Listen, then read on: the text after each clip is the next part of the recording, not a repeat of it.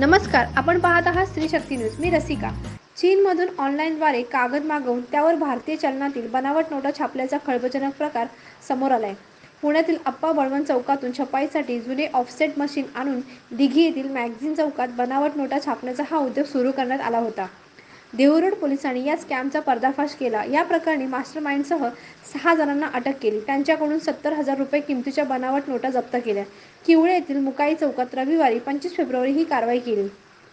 ऋतिक चंद्रमणी खडसे, वय 22, राहणार विठ्ठलवाडी, देहूगाव, मूळ राहणार मंगरुळपीर, जिल्हा वाशिम. सूरज श्रीराम यादव, वय 41, राहणार चरोली, आकाश विराज धंगेकर, वय 22, राहणार आकुर्डी, मूळ राहणार अंबेजोगाई, तालुका जिल्हा धाराशिव. सुयोग दिनकर साळुंखे, वय 33, राहणार आकुर्डी, मूळ राहणार दुधमडी, तालुका पलूस, जिल्हा सांगली. तेजस सुखदेव बल्लाळ, वय 19, राहणार अरणगाव, तालुका भूम, जिल्हा धाराशिव. प्रणव सुनील गव्हाणे, वय 30, राहणार आळंदी रस्ता भोसरी, असे अटक केलेल्याचे नाव आहे. त्यांना न्यायालयाने 7 दिवसांची पोलीस कोठडी सुनावली. या प्रकरणी पोलीस अंमलदार किशोर परदेशी यांनी देहूरोड पोलीस ठाण्यात फिर्याद दिली. चे अधिकारी पीआय नितीन फटांगरे व एपीआय आशिष जाधव यांना गोपनीय बातमीदारांमार्फत बातमी मिळाली की एक व्यक्ती मुकाई चौक या ठिकाणी बनावट नोटा डिलिव्हरी करण्याच्या अनुषंगाने येत आहे.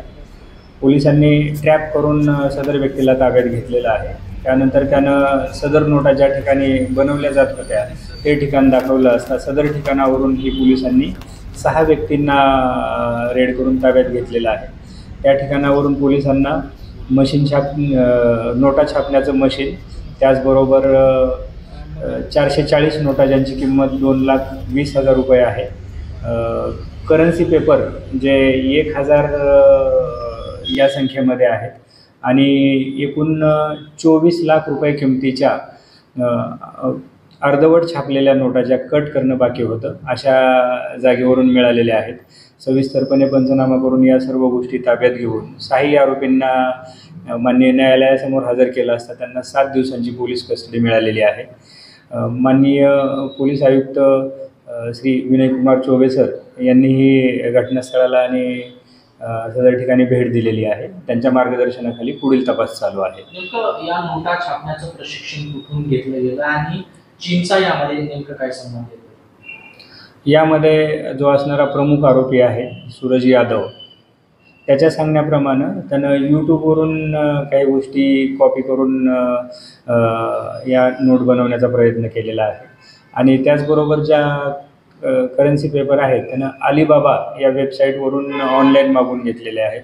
ट्रॅक रेकॉर्डमध्ये त्याचं असं सांगणं आहे की चायनावरून हे करन्सी पेपर आलेले दिसत आहे.